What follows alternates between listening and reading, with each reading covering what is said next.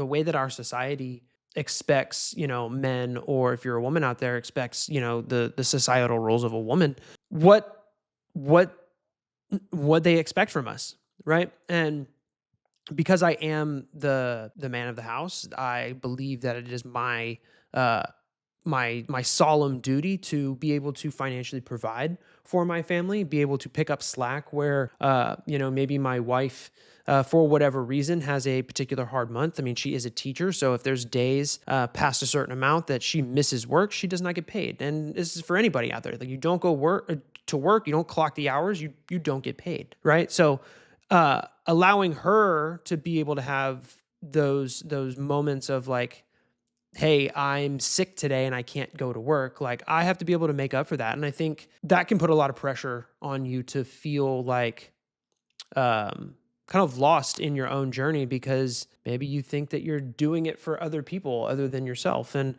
I guess there's a big give and take with that, right? Especially if you're in a relationship that you actually have, a vested interest in working out. There's give and take in every aspect, but really understanding why you are feeling the way you are is the first step that you have to do to be able to overcome these feelings, right?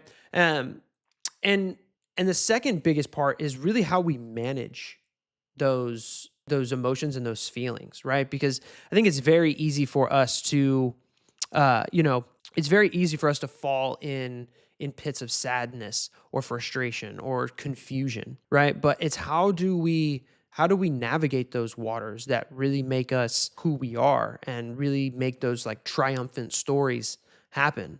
They say that the best things are forged in fire, right? So you really have to sit with those feelings, those emotions, to really understand where exactly they're coming from. I think at the end of the day, it's really compassion for yourself in those moments, right? And if you're not compassionate towards yourself, how can you expect others to kind of be like that for you, right? So, just really be patient with yourself when you are feeling a certain way about your path forward. I think with a little bit of time and reflection, you'll probably realize that you are on the right path that you should be on.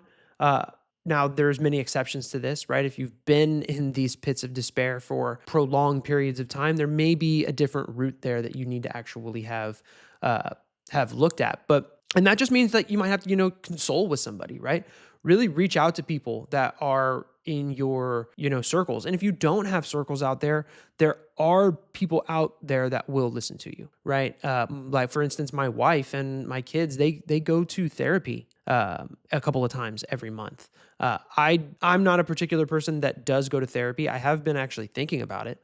But I have people that I can lean on in my respective circles if I am having issues or I am having, trouble with stuff. But as men, it's very hard for us to actually pony up and make those things known. I do a really good job with Haley to let her know when I am down about things, and she's really, really good at picking me up in those moments. But you have to reach out for help in when you are feeling certain ways, because you have to get it out of here, right? You have to get out of your own head, because if you're in your own head the entire time, you're just going to stay there. And I know this from, very much personal experiences when I've been through different fits of depression where, like, I didn't get out of my bed for almost a whole week at one point, and it was tough. This was years ago, maybe about, yeah, I've had it, I think, a couple of times where I've went through these fits of depression where I just didn't know if what I was doing was the thing that I actually wanted to do. Was it worth doing, right? And sometimes some of those questions are definitely based on current situations and things like that. And again, these feelings, they come and go, but we have to really sit with them. We have to really understand what we're feeling and understand how to manage them, because if we mismanage them, they keep us stuck in our own brains. And that's just the probably worst place that any individual out there can live in.